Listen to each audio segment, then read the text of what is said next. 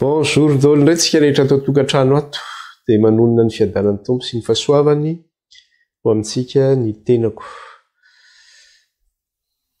Nyresaka nyresantsika farany moa dia tafiditra isika zany tamin'ny toko 10 miresaka ilay anjely nilatsaka, tsy hoe nilatsaka zany fa nidina avy any an-danitra. Iza moa ilay anjely nidina avy any an-danitra io zany? Fa mifampitazana izy io amin'ilay anjely latsaka tany satria raha nijeritsika teo amin'ny toko 7 dia hitantsika tokoa fa nisy an'ilay kintana nilatsaka avy tany an-danitra dia ilay anjely latsaka tany dia tsy iza moa zany fa Satana devoly izay nomena ny fanalahidin'ny lavaka tsy hita nonoa. Rehefa nomena izany fanalahidin'ny lavaka tsy hita nonoa zany izy dia niantso loza ho amin'ny tany zany satria nivoaka avy any anaty lavaka tsy hita nonoa ny ireo miao zany tafikana valala zany hitondra fandringanana sy fampahoriana ety ambonin'ny tany dia niherin'ny maizina izany. Eto nefa amin'ilay toko 10 hitantsika dia mifampitaha amin'izay zany dia eto indray anjelin'ny mazava indray zany nidina avy any an-danitra. Ahoana moa anjelin'ny mazava anazy satria hitantsika zany ilay izy amin'ilay endrika famirapiratany anjely hoe ny ahoana izy teo fa raha rehefa kitsika kely fotsiny le toko voalohany zany ahitantsika an'izay. Ahoana izy eo amin'ilay toko voalohany eo amin'ilay toko 10 voalohany azafady toko 10 voalohany kitsika kely fotsiny io dia zao niteneniny hoe ary hitako fa endry nisy anjely mahery anankiray koa nidina avy tany an-danitra sady nitafy rahona izy ary ny havana no teo amin'ny lohany ary ny tavany dia tahaka ny masoandro. Hoe zay mahanjely ny mazava anazy ary ny tokony tongony tahaka ny andry hafa dia fampitaha amin'io zany ty anjely ny mazava ty zany amin'ilay toko 10 zany mifampitaha amin'ilay anjely ny maizina eo amin'ilay toko 9. Fa ity anjely ny mazava nidina ty zany dia zao hoe efa hitantsika teto fa iza moa io anjely io zany fa maneho an'i Kristy zany io, Kristy eo amin'ny voninahiny zany izy io. Dia mbola io zany nresitsika amin'ny teny ity hanohitsika ny fanazavana mikasika an'eo amin'ilay toko 10 satria nisy zavatra teny an-tanan'ity anjely ity dia nisy boky kely teny an-tanany teny. Inona ny hevitra n'iny boky kely eny an-tanany iny? Inona ny eo anatin'iny boky kely iny? Ary eo ihany koa ny lafiny anankiray hoe ny tongonilany eny amin'ny ranomasina ary ny tongonilany ety amin'ny tany. Inona ihany koa ny hevitra n'izany? Dia ny anina amin'ilay velona mandrakizay izy nanao hoe tsisy fotoana intsony. Inona ihany koa ny tian'izany tenenina? Dia hiresaka an'izay zany tsika. Ka ity anjelin'ny mazava ity zany raha-pitaina amin'ilay anjelin'ny maizina dia hoe ilay anjelin'ny maizina niantso nireo tafikana valala hoe avy eo amin'ny lavaka tsy hita nonoa zany hoe ety ambonin'ny tany hitondra fampahoriana, hitondra fampijaliana. Fa ty anjelin'ny mazava ity indray niantso an'ilay Jehovah tompony maro izy, nianina izy nanao hoe tsisy fotoana intsony. Inona ny tian'izany tenenina? Ka alohan'ny zavatra rehetra dia manasantsika indray ary hivavaka ary nametrahantsika ny fotoana am-pelantanan'Andriamanitra. Vavaka tsika ary. Jehovah Andriamanitra raha io mankalaza anao izay mideranao ary manome voninahitra anao. Misaotra raha io raha afaka indray izay mifampitaona tamin'ity ano ity hiara-hianatra sy handinika ny teninao dia mikasika ilay anjely mazava nidina avy tany an-danitra. Aokaraha iny fanainao masina anie no hiasa aminay tsirairay avy ka izy hitondra fanazavana, hitondra fahalalana, hitondra fampahirezana ho anay tsirairay avy. Sokafy ny fonay, sokafy ny sainay, hamantaranay ny sitraponao Andriamanitra ray ka dia mampianara anay ray ny teninao amin'ny alalany fanainao masina fa voninkaino izay vahoakanao. Raha io eny tsisy marina na dia ray aza ary izany indrindra mbola hitondranay ny fifonanay eto anatrehanao indray amin'ity maraina ity. Ka ninona fahotanay, ninona tsy famendrehana vitanay teo anatrehanao tamin'iny andro izay nisarahanay iny, na mbola hoe nisy zavatra nataonay kanefa mbola tsy nifonanay taminao, na mety tamin'ny fiteny, na tamin'ny fisainana, na tamin'ny fitondratena, dia hifonanay aminao ray izay mety ratsy vitanay teo anatrehanao. Hifonanay aminao ray ny fahalemena izay mety mbola malaky mahazo anay, fa miezaka ihany izay, mivavaka izahay kanefa Tompo te mbola lava ihany izahay. Raha mihery ny tenanay nefa tsy ho afaka izany. fa ny herin'ny fanahinao no afaka manafaka anay amin'izany. Ary ianao Jesosy nefa miteny hoe raha ny zanaka no manafaka anareo dia ho afaka tokoa ianareo. Aoka ny fanahinao amenay finoana, ahatokianay fa hainao ny zavatra rehetra. Ka dia mamindraha fo aminay Andriamanitra, mamela ny elokarenao, aoka ny ilay raha ny zanak'ondro no angatanay, hanadio sy hanasanay ka hanafaka anay amin'ny fahotana rehetra. Ary aoka ny fanahinao hitantanay amin'ny marina rehetra, amin'ny fahafahana, amin'ny fahamarinanao sy amin'ny fahamasinanao. Dia midery anao izay ray mankalaza anao izay ary manome voninahitra anao, eny mananitra avy ny anaranao izay. Dia mpilatananao ray no ametrahanay izao fotoana izao, ny fifandraisanay mba tsy hanan'ilay ratsy fahefanana dia kely aza. Amin'ny anaran'i Jesosy nandratanay izany vavaka izany ray taonatrehinao. Dia mitenena ray fa vonikeno izay mpanomponao. Amen. Sorantsika ny tompo mbola afaka ny fampivavaka isika izany. Iroso ary itsika indray amin'ny lesona amin'ity anio ity. Efa niresaka tsika mikasika hoe tamin'ny farany iny hoe iza moa ty anjely ity zany fa dia Jesosy Kristy zany ty le hoe Jesosy Kristy zany asehon'ilay anjely nidina avy tany an-danitra izany. Satria hitantsika tao le endriky Kristy eo amin'ny voninahiny zany. Hitantsika tao le endriky Kristy teo amin'ny voninahiny. Dia inona ny vaky tenany koa jerentsika eo amin'ny andininy faharoa zany. Raha jerentsika eo amin'ny andininy faharoa. Apokalipsy toko 10 dia ny andininy faharoa. Izao ny vaky ny teny amin'ny anaran'i Jesosy. Ary nitana boky kely nivelatra teny an-tanany izy, ary nabahany ny tongony ka ny ankavanany tamin'ny ranomasina, ary ny ankaviany tamin'ny tany. Nitana boky kely teny amin'ny tanany ankavanany izy. Teny an-tanany izy fa tsy teny amin'ny tanany ankavanany, ary nabahany ny tongony izy, ary ny ankavanany amin'ny ranomasina, ary ny ankaviany amin'ny tany. Inona indray ary ny hevitra izany hoe ny tongony ankavia amin'ny tany dia ny tongony ankavanana amin'ny ranomasina. Fa alohan'izay aloha dia izao hoe miresaka le hoe boky kely zany itsika. Inona ty boky kely ity? Zany hoe misy zava-miafina zany amin'io boky kely io, mila fantarina zany io boky kely io.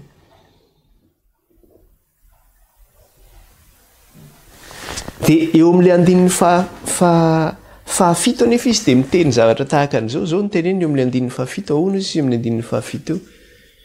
Dia zao ny teneny manao hoe fa amin'ny andro itsofan'ny anjely fahafito rehefa itsoka izy dia ho tanteraka ny zava-miafina dia tanteraka ny zava-miafina izay n'Andriamanitra araka ny teny somafaly nambarany tamin'ny mpaminany mpanompony. Zany hoe mikasika ty boky kely ity zany dia zao hoe zava-miafina ihany koa zany eo anatin'io boky kely io, izay mila fantarina ihany koa zany mikasika an'io zava-miafina io zany. Fa ho resahantsika moa zany fa rehefa tonga aty amin'ny andininy fahavalo zany tsika tena miresaka mikasika an'io boky kely io, satria any izy ny tena miresaka ilay boky kely izany. Dia mikasika ilay eo amin'ny andininy ihany koa eo amin'ilay andininy fahatelo. Dia zao ny teneny eo amin'ilay andininy fahatelo manao hoe ary niantso tamin'ny feo mahery izy tahaka ny feon'ny liona, ary noho niantso izy dia nikotroka ny kotrokorana fito, ary efa nikotroka ny kotrokorana fito dia efa hanokatra ao kanjo na refeo avy tany an-danitra ao nanao hoe asiombotomboka se ilay efa nitonon'ny kotrokorana fito fa aza soratana. Ty le voalazo eo amin'ilay andininy fahatelo ity dia mifandray eo amin'ilay andininy voalohany no vakitsika. Inona moa zavatra le andininy voalohany vakitsika dia zao hoe afirenako vakina ilay izy. Ary hitako fa indro nisy anjely mahery anankiray nidina avy teny an-danitra sady nitafy rahona, ary niavana teo amin'ny lohany, ary ny tavany tahaka ny masoandro, ary ny tongony tahaka ny andry hafa, maneho an'ilay endrik'i Kristy eo amin'ny voninahiny. Eo amin'ny andininy fahatelo izy dia miteo ihany koa le hoe ary niantso tamin'ny feo mahery izy tahaka ny feon'ny liona, ary noho niantso izy dia nikotroka ny kotrokorana fito ozy izy. Ny zavatra hitantsika dia hoe rehefa ao amin'ny voninahiny Kristy dia hoe ny feony tahaka ny feon'ny ranobe ozy izy, tahaka ny rano manondra, tahaka ny vahoaka betsaka. Ary fantatsika ihany koa fa rehefa miteny Andriamanitra dia inona zavatra mitranga? Misy kotrobaratra, misy feona kotrokorana. dia ny zavatra tenenentiny fa dozy ary ny antso teo amin'ny feo mahery izy izy vonteny zany izy dia so tahaka ny feon'ny lohany ary no ny antso izy dia nikotroka ozy izy nikotrokorana fito ozy izy nikotrokorana fito dia ny sary esehon'io zany maneho an'lay feon'Andriamanitra zany maneho an'Andriamanitra ao amin'ny voninahiny koa dia jerentsika efa raha nijeryntsika ny anarantsika teto zay tany amin'ny exodosy rehefa nanao fotoana tamin'ny zanak'Israely Andriamanitra hoe afaka teloana Iona amiko eo amin'ny tendrombohitra Sinay ianareo fa miomany ianareo aoka hidio ianareo dia niomana nasen'Andriamanitra nomaniny Moizy ny vahoaka dia niomana le vahoaka tonga ny andro fahatelo niona amin'izay Andriamanitra tamin'ny zanak'Israely ny teny Andriamanitra ny kotrokorana mahery vaika zany hoe varatra tselatra zany nandeha teo zany hoe fa miteny zany Andriamanitra dia io ny feo eny zavatra efa hitantsika kely eny jerentsika koa aty amin'ny jaona 12 nge jerentsika kely mahita an'izay mahita an'io zany jaona 12 ny 7:20 ka hatramin'ny 7:20 jaona 12 7:20 ka hatramin'ny 7:20 jaona 12 7:20 ka hatramin'ny 7:20 ankehitriny mangorory ny fanahiko ary ahoana no lazaiko raiko vonjeo aho ho afaka amin'ity ora ity nefa izao ny aviako ho amin'ity ora ity raha eo mankalazana ianaranao dia nisy feo avy tany an-danitra nanao hoe efa nankalaza azy eo ary ankalaza azy indray nivavaka tamin'i Jesosy teto tany zany dia nivavaka tamin'Andriamanitra izy vonjeo aho ho afaka amin'ity ora ity satria mafy be le hoe Jesosy ho faty zany nefa izao no ny aviako izy nefa ho amin'izao ora izao indrindra no ny aviako izy dia hoy izy Jesosy raha eo mankalazana ianaranao dia nisy feo avy tany an-danitra nanao hoe efa nankalaza azy aho ary ankalaza azy indray dia iny feo iny rehefa niteny iny feo iny dia inona ny zavatra enin'ny olona rehefa niteny tamin'i Jesosy Andriamanitra 7:20 ary ny vahoaka izay nitsangana teo ka nahare dia nanao hoe kotrokorana izany ny vahoaka ozy izy izay nitsangana teo ka nahare dia nanao hoe kotrokorana izany hoy ny sasany anjely no niteny taminy zany hoe le feo an'Andriamanitra amin'ny voninahiny zany dia tahaka ny kotrokorana hoe eto lazainy hoe tahaka ny kotrokorana fito rehefa niteny tamin'ny feo mahery izy ka Kristy rehefa niakatra any an-danitra dia niditra tao amin'ny voninahiny izy fa fantatsika tsara ny anarantsika izay hoe rehefa nidina tetỳ tany Kristy dia nesorina ny fitoviana tamin'Andriamanitra ozy izy nesorina zay fitoviana zay zany hoe rehefa amin'ny voninahiny zany Kristy dia manana ny feo tahaka ny kotrokorana io le lazainy tany amin'ny Apokalipsy 1 hoe tahaka ny feony tahaka ny vahoaka betsaka tahaka ny firondroan'ny rano be zany hoe tahaka ny renionja mahery zany ny feon'ny Kristia izany dia toizantsika le izy eo amin'ny 7 tsy adinontsika le eo amin'ny 7 mikasika le hoe ny tongony eny amin'ny ranomasina sy ny eny amin'ny tany fa iverenantsika iny fa toizantsika aloha le fanazavana dia iverenantsika zany zay rehefa aoriana zany iverenantsika zay fanazavana zay fa zao nitenenany koa eto amin'ny 7 vakitsika ny 7 Apokalipsy 10 ny 7 dia ahoana ozy izy eo amin'le 7 ary efa nikotroka ny kotrokorana fito dia efa hanoratra ao ka nahare feo avy tany an-danitra ao nanao hoe asio tombo-kasea izay efa nitonoany kotrokorana fito satria eo amin'ny 7 izy dia niteny nanao hoe ary ny antso tamin'ny feo mahery izy tahaka ny feron'ny liona ary no ny antso izy dia nikotroka ny kotrokorana fito dia ahoana izy 7 ary efa nikotroka ny kotrokorana fito dia efa hanoratra ao zany hoe andrainoty zany Jaona kanjo nahare feo avy tany an-danitra nanao hoe niteny tamin'ny Jaona asio tombo-kase izay efa nitonoany kotrokorana fito fa aza soratana zany hoe naika hanoratra zany Jaona nirainoty izay voalazan'le kotrokorana fito hoe iny zany hoe ny zavatra lazainy kanefa nahazo teny indray izy nanao hoe asio tombo-kase izay nitonoany kotrokorana fito fa aza soratana asio tombo-kase fa aza soratana zany hoe aza mbola soratana aloha zany aza mbola lazaina zany aloha ny zavatra nytenen'le kotrokorana fito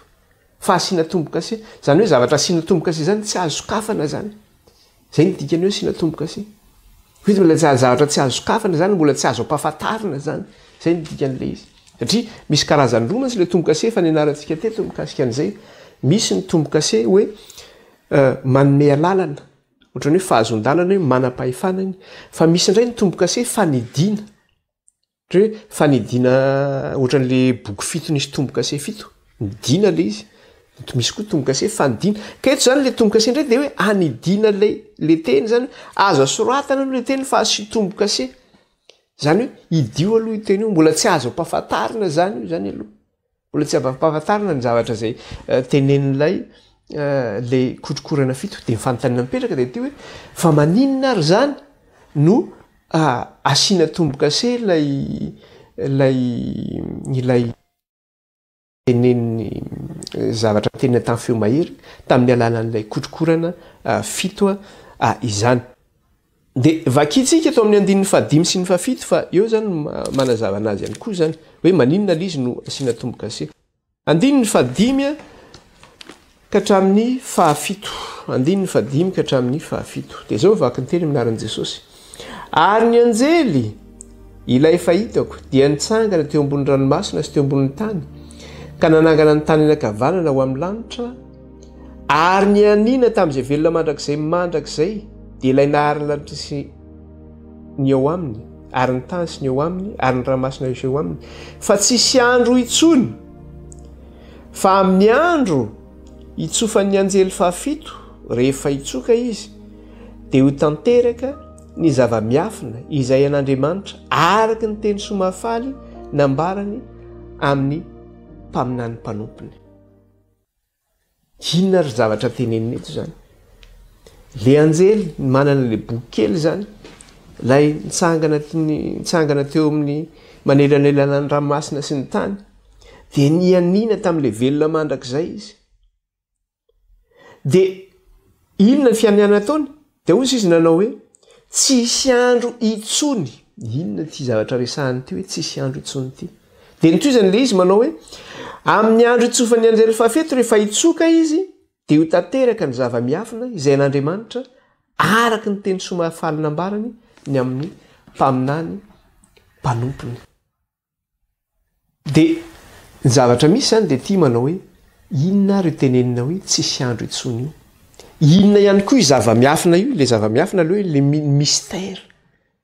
le misterin'Andriamanitra zany hoe zava-miafin'Andriamanitra io zay nambarany mpaminany mpanompony izy izy de inona zany io zavatra resahana io de miresaka io zany le resahana hoe tsisy andro itsony io sy le hoe misterin'Andriamanitra io de miresaka ilay troisième malheur na le hoe loza fahatelo inona io loza fahatelo io le voalaza atao amin'ny apokalypsy toko 9 andininy 17 zareo io apokalypsy toko 9 andininy 17 de aona izy ato manao hoe dia nahita sy nahare voromahery anankiray nanidana teo vony lanitra aho zay nanao tamin'ny feo mahery hoe loza loza loza ho an'izay monina eo ambonin'ny tany noho ny feo sisa ny any trompetra ny anjely telo zay fehitsoka loza loza loza ho an'izay monina ambonin'ny tany noho ny feo sisa any trompetra ny anjely telo izay fahitsoka ozy izy io zay mikasika le loza telo farany amin'le trompetra fito zany de trompetra voalohany ny trompetra fa 5 efa nyresahantsika teto ny trompetra fa 9 efa nyresahantsika le loza fahatelo ity zany de zao mikasika le trompetra fa 7 zay mbola tsy nitsofina zany inona zany io resahana io mikasika an'ity raha miresaka tsika mikasika le loza voalohany de miresaka ny amin'ilay anjely latsaka tamin'ny tany hoe nitondra fampahoriana tety ambony tany le loza faharoa ny resaka tsika ny amin'le resaka hoe ady aty ambonin'ny tany le miresaka ny amin'ny faharitran'ny Onefrata zany le miresaka ny faharitran'ny Onefrata miresaka le ady aty ambonin'ny tany iresaka tsika ny amin'ny loza fahatelo de nyresahany io loza fahatelo nefa dia tsy inona ny ambaran'izany fa mikasika ny amin'ny fiavian'i Kristy fanondroana io, mikasika ny amin'ny fiafarany izao tontolo izao, mikasika ny faharesen'ilay ratsy ny zavatra ho resahana amin'io. Ka ny zavatra misy zany dia ty hoe tsy ho tsofina zany itrompetra fahafito io raha tsy fatana vahoaka an'Andriamanitra aloha zany ny mikasika ty boky kely ity ny ato amin'ny 10. Tsy ho tsofina io trompetra fahafito io raha tsy fantatra ihany koa ny eo amin'ny 120 andininy voalohany ka hatramin'ny 5 andininy voalohany ka hatramin'ny 4 mikasika an'ilay fandrefesana ny tempolon'Andriamanitra satria mila refesina ihany koa le tempolon'Andriamanitra zany. Zay no mahatonga hoe misy zavatra natsofoka indray zany teto eo anelanelan'ilay trompetra fahenina sy ny trompetra fahafito. Tahaka ny tany amin'ny tombokase fahenina sy ny tombokase fahafito. Natsofoka teo anelanelan'ny tombokase fahenina sy ny fahafito zao ny resaka ny amin'ny tombokase an'Andriamanitra. Hoe tsy maintsy asiana tombokase ny vahoaka an'Andriamanitra. Izay vao maninona? Izay vao vahana le tombokase fahafito. Dia eto ihany koa zany dia zao hoe ilay trompetra fahafito tsy tsofina zany raha tsy mahazava mivahoaka an'Andriamanitra mikasika an'io boky kely io hoe inona io boky kely io. Raha tsy voarefy ihany koa ny tempolon'Andriamanitra hoe refesina ny tempolon'Andriamanitra dia miteny izy manao isao zay mivavaka ao aminy. Iza zany ny tena ao anatin'io refin'ny tempolon'Andriamanitra io? Iza ny tena mivavaka amin'ilay Andriamanitra marina?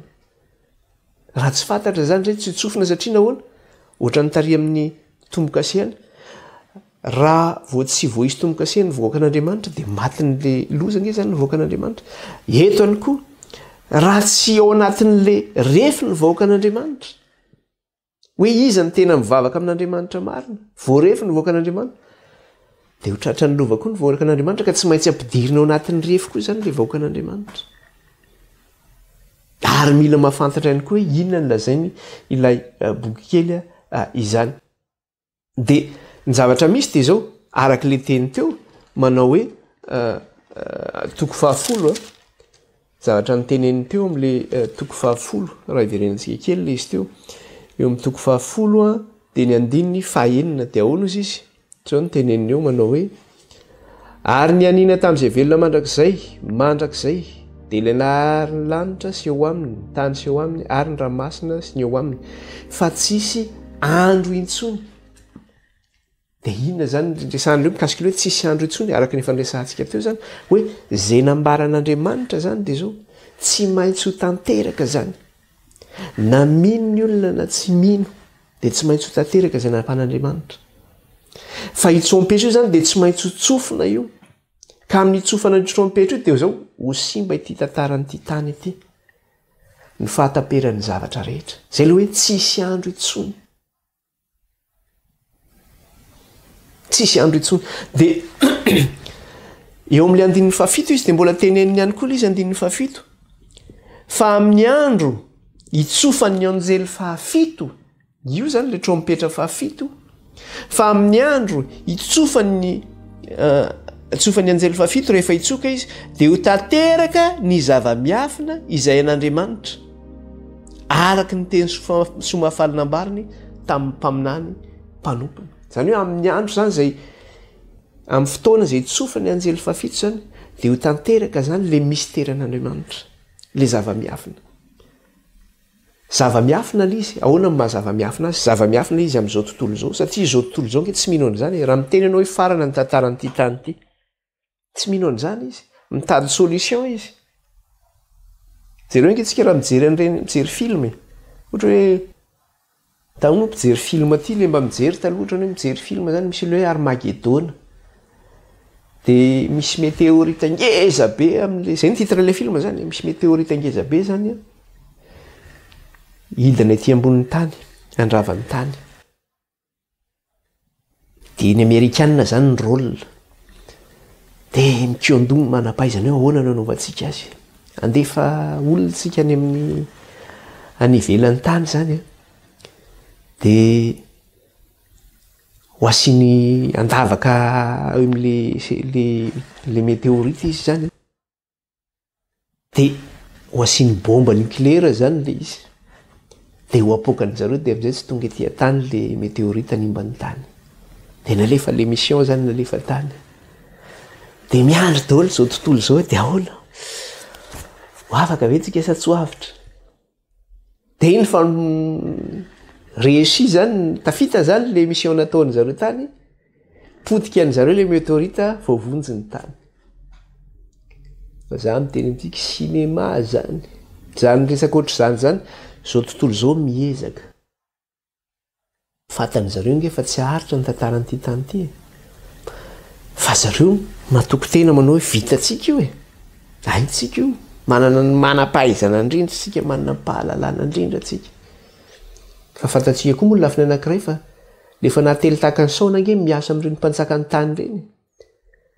de mino lainga zany de ny reny mpanjaka ny tany reny no manino mirassuren'ny vahoaka rehetra manome tokony vahoaka rehetra hoe aotsika manao ezaka tsika zareo zao ny zavatra misy am'izao fotoana zao fahasimban'ny tontolo iainana de manao ezaka mihitsy ny fitondram-panjakana rehetra manerin'izao tontolo zao hoe ahena ny effet de serre ny amin'ny resaka hoe carbone zany ina moa le hoe effet de serre hoe ny fiakaran'ny hafanana amin'ny tany zany hoe ahena de ahoana fampidinana an'izay de ny fanenana ny carbone zany no fampifanenana an'izay hoe hafanana miakatra zay de inona moa le carbone zany fa le gazy ratsy zay avoakan'ny usine zany na ny ino izy ty na ny tomobile reny setroka tomobile reny na tsika Madagasikara io fotsiny ary mampiasa sarbo tsika mandro-sakafo de efa mamoaka carbone nge reny de reny zany hoe ezahany zao tontolo zao zany ahoana ny fanenana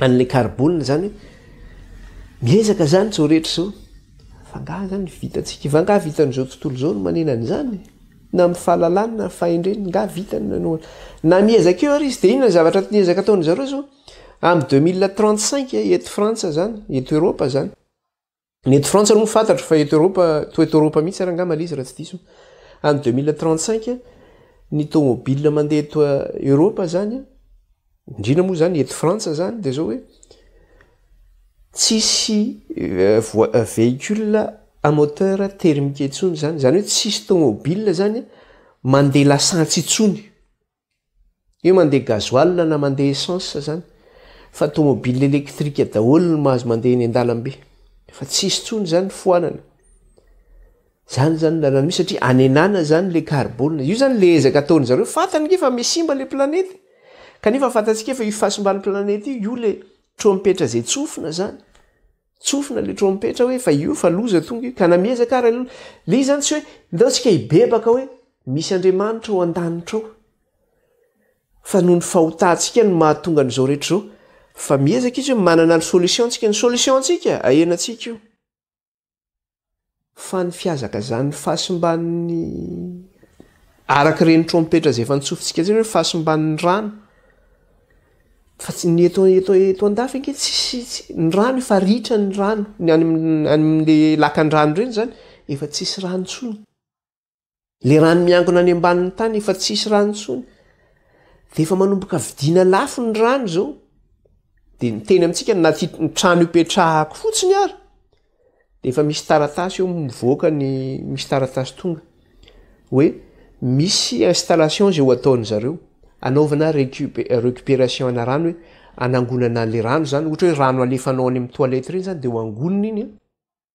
de ho alefa ohatra ny hoe alefa any amin'ny toilette no ampiasaina sy any amin'ny resaka hoe resaka douche zany na resaka ohatra zany zany fa tsy any amin'ny fisotro zany de hovany zareo daholo ny resaka canalisation de ho dioviny le rano zany ratsy ty tantara ty zalahy zany ny zavatra misy ty ampitananomasina ty taratasy tonga zany tonga azonay zany hoe miamboarina ny resaka satria manomboka manao récupération ana rano zareo zany satria tsisy tsony le rano io zany tsy hoe any amin'ny tany mahantra ihany ny tsisy rano fa ty amin'ny tany mandroso ihany koa de efa ahoana ny fomba anaovana rano efa mesimba zany le tany fa le olona zao tsy mibebaka no ataony ka miresaka tsika le hoe misteran'Andriamanitra hoe amin'ny ahoana izy izy teo araka le teniny teo amin'ny andinin'ny fahafito manao hoe fa amin'ny andro itsofan'ny anjely fahafito rehefa itsoka izy dia ho tanteraka izy ny zava-miafina zay n'Andriamanitra. Dia inona mikasika io zava-miafina n'Andriamanitra io fa mikasika le fahasimban'ny tany horavana nge izao tany izao efa nresantsika teto zany hoe ho levonina amin'ny afo izao rehetra izao io zany le misterin'Andriamanitra io. Dia na ino ny olona na tsy ino zany dia izay ny zavatra hitranga mistery le izy ho an'izao tontolo izao satria zao tontolo izao tsy ino zay mamistery anazy fa ho antsika voakan'Andriamanitra tsy mistery ho antsika zany satria nahoana mino an'izany tsika fa ho avy zany zavatra izany tsy fampitahorana izany fa fanomanana antsika mba hananantsika anjara amin'ilay fanjakan'Andriamanitra izay no mahatonga le hoe miresaka an'izany sika ato amin'ilay toko fafolo satria manomana antsika amin'ilay fitsofana ny trompetra Andriamanitra izany. Dia jereo nge fisainan'ny olona mikasika an'izany aty amin'ny Korintianina voalohany nga ianao raha miteny an'izany izy eno izy zao fampianarana zao alefa amin'ny réseaux sociaux zao fampianarana zao fa nga ny olona zay araka lefa tenena tany ambolohany reny ny olona zay an'Andriamanitra no miena fa zay tsy an'Andriamanitra aifiny fotsiny io tsy mandray an'io izy fa tsy magaga zany satria ahoana izy tery sady ety ny lalana makany amin'ny fiainana ka vitsy ny mahita azy fa malalaka sy mikodana ny lalana makany amin'ny fahaverezana ka maro no mahita azy izy dia tsy vitsy no maheno an'izao fampianarana zao zany dia tsy magaga zany fa tombono antsika kosa zay maheno izany fampianarana izany. Dia jerentsika tao amin'ny Korintianina voalohany toko 2 ny 9 sy ny 7. Korintianina voalohany toko 2 9 sy ny 7. Dia ahoana izy izy ato manao hoe anefa milaza fahendrena amin'ny efa matanjaka izay fa tsy ny fahendrena izao tontolo izao fa ny an'ny mpanapaka izao tontolo izao izay olona mialevona fa milaza ny fahendren'Andriamanitra izay ka maneho zava-miafina ny fahendrena izay nafenina sady voatenin'Andriamanitra ho an'ny voninahitsika talohany nanaovana izao tontolo izao. Ny zavatra resahany eto dia io le zava-miafina io satria araka le teneny tao amin'ny apokalipsy hoe zava-miafina izay nambarany mpaminana azy izy mpaminan'Andriamanitra zay nefa nanambarany io zava-miafina io hoe isa nge zany farany zany ho tapitra izao tontolo izao tsy maintsy misy io farany io kanefa ny zavatra teneny dia zao nefa milaza fahendrena amin'izay efa matanjaka izay fa tsy ny fahendrena izao tontolo izao. Ity fahendrena ity zany tsy fahendrena izao tontolo izao ty lazainy eto ity kanefa le fahendren'Andriamanitra dia lazainy izao tontolo izao iny ho fahadalàna io fahendren'Andriamanitra io. Dia toizan'le vaky teny manao hoe fa ny fahendrena izao tontolo izao na ny mpanapaka izao tontolo izao izay olona mialevina fa milaza ny fahendren'Andriamanitra izay ka maneho zava-miafina dia fahendrena izay nafenina sady voatenin'Andriamanitra ho an'ny voninahitsika talohany nanaovana an'izao tontolo izao zany hoe efa voahoman'Andriamanitra efa teny meloa zany io zavatra io fa voninahitsika zany fahendren'Andriamanitra zay nafenina ozy izy. Dia amin'ny teny frantsay lazako an'izy keo mba hampazava tsara l'izy ozy izy sagesse qu'aucun des chefs de ce siècle n'a pas connu. Fahendrena ozy izy zay tsy fantany endry amin'izao tontolo izao na ireo sefo amin'izao tontolo izao zany hoe tsy fantatra izao tontolo izao zany fahendren'Andriamanitra io kanefa kosa ho amin'ny vahoakan'Andriamanitra le izy voninahitra ho an'ny voninahitr'Andriamanitra satria fanavotana ho antsika io. Dia eo amin'ny 9 dia toizany ihany le izy ahoana izy amin'ny 9 io fa araka ny voasoratra hoe izay tsy mbola hitan'ny maso ary tsy mbola ren'ny sofina nanidina tao am-pon'ny olona na inona no efa namboarin'Andriamanitra ho an'izay ty azy. Zavatra tsy hitan'ny maso tsy ren'ny sofina finoana ny inoantsika an'izany nampitoerin'Andriamanitra ao anatin'ny fotsika mba hinoantsika an'izany. ny vahoakan'andriamanitra no voatendry amin'izany satria manana ny fanan'andriamanitra izy malala ny eompon'andriamanitra mino izay lazain'andriamanitra izy fa zao tontolo zao kosa dia fahadalàna izany tsy mino an'izany izy. Andininy fahafolo sy ny faraiky ambin'ny folo dia toy izany ihany izy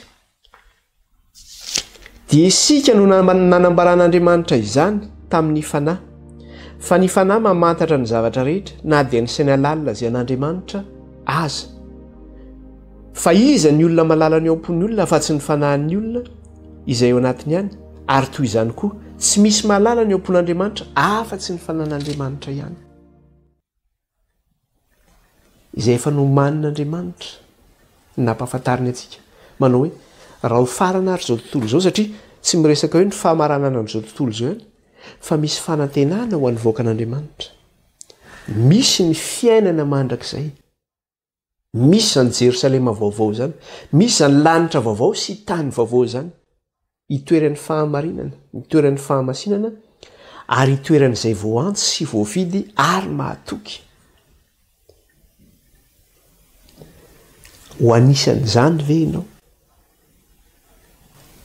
Fa izany dia zao hoe fahendrena ozy izy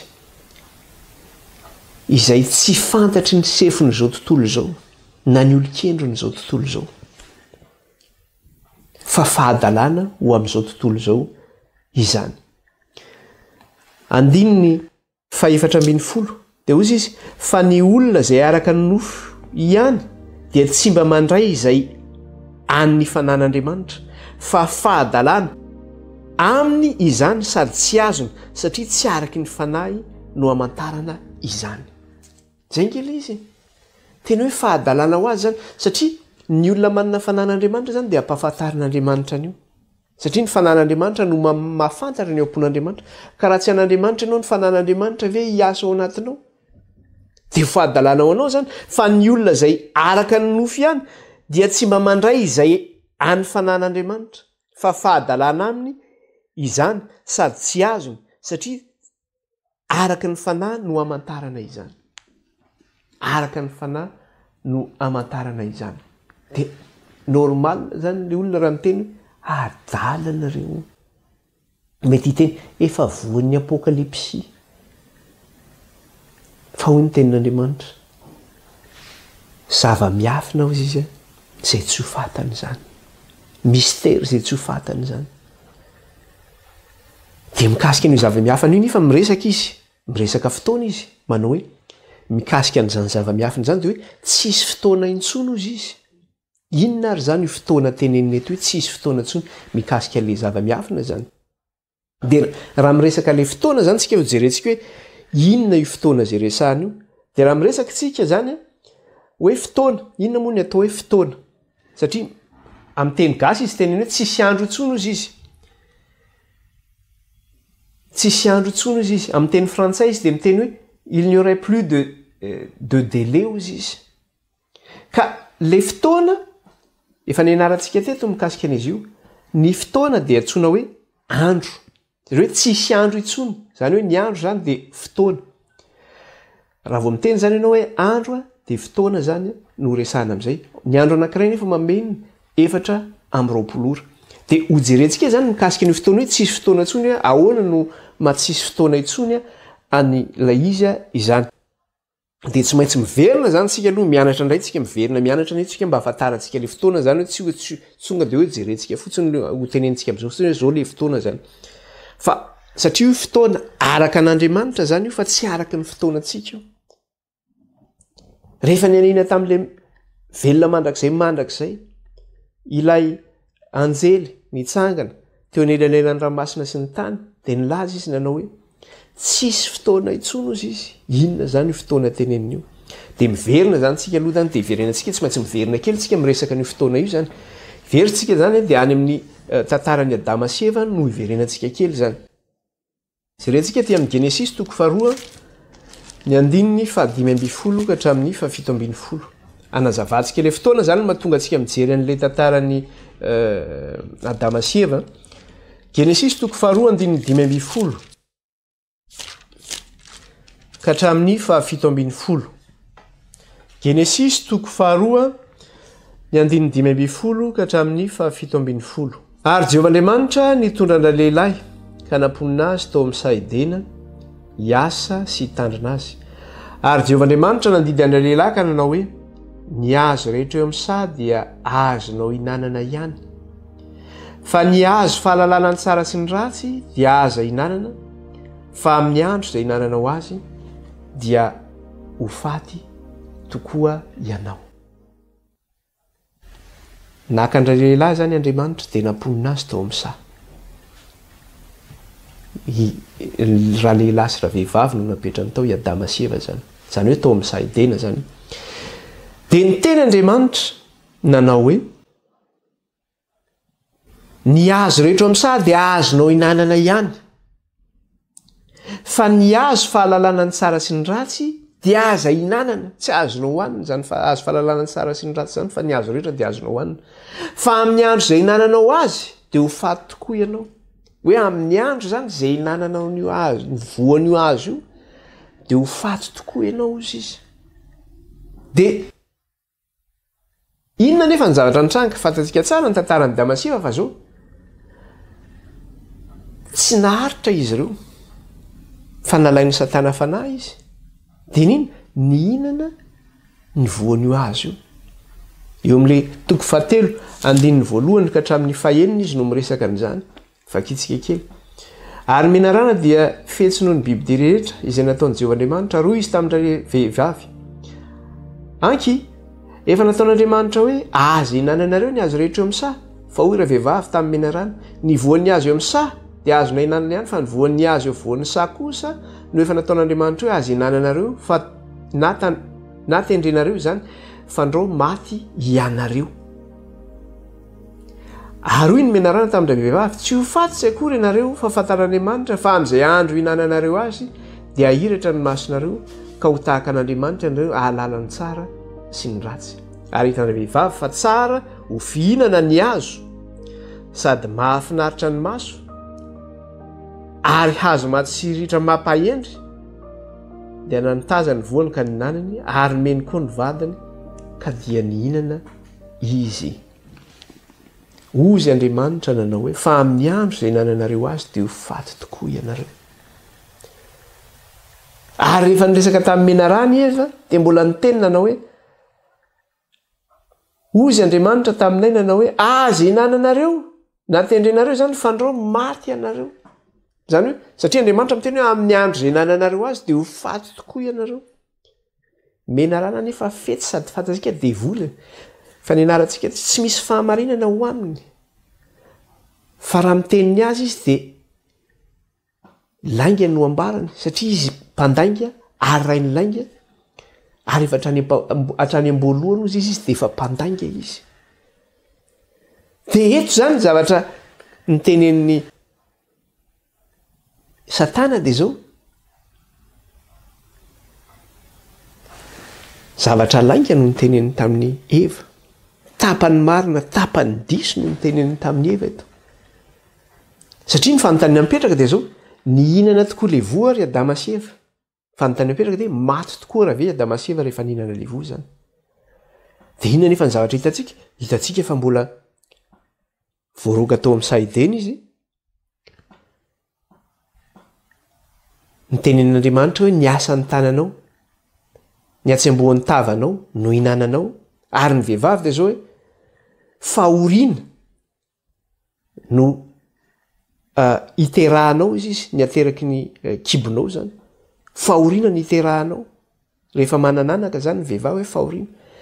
Dia hitatsika efa mbola niteraka Adama sy Eva, mbola niteraka ny Kaina sy Abela. Rehefa maty Abela mbola niteraka ny Setana ihany koa i Adama sy Eva. Mbola velona taonjato maro Adama sy Eva. Dia mifanontaniana mipetraka dia zao hoe diso raha ve zany le tenin'Andriamanitra manao hoe amin'ny andro izay hinananareo azy dia ho faty tokoa ianareo. Ary marina ary ve zany le tenin'ny Satana manao hoe tsy ho faty tsy akory ianareo,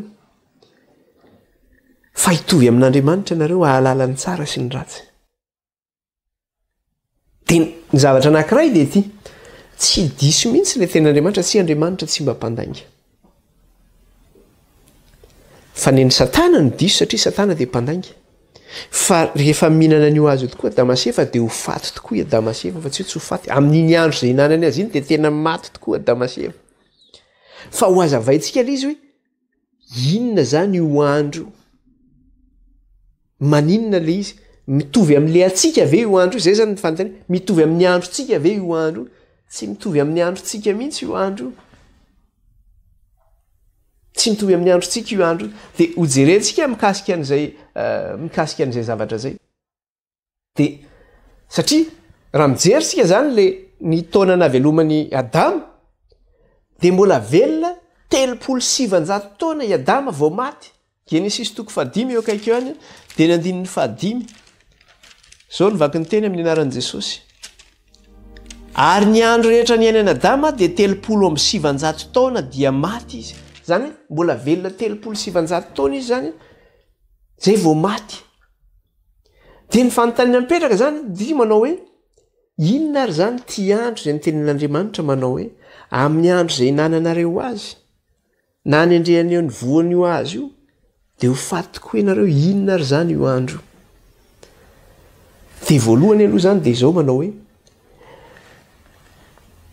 ny indray andro satria le andro mantsy raha miresaka andro zany tsika dia io le hoe fotoana le hoe délai zany hoe arak'ilay tenenina teo hoe tsisy andro intsony tsy misy fotoana intsony dia miresaka tsika ny indray andro amin'Andriamanitra dia 4 taona amin'ny olombelona ny indray andro amin'Andriamanitra dia 10 taona amin'ny olombelona ray andro amin'Andriamanitra 10 taona amin'ny olombelona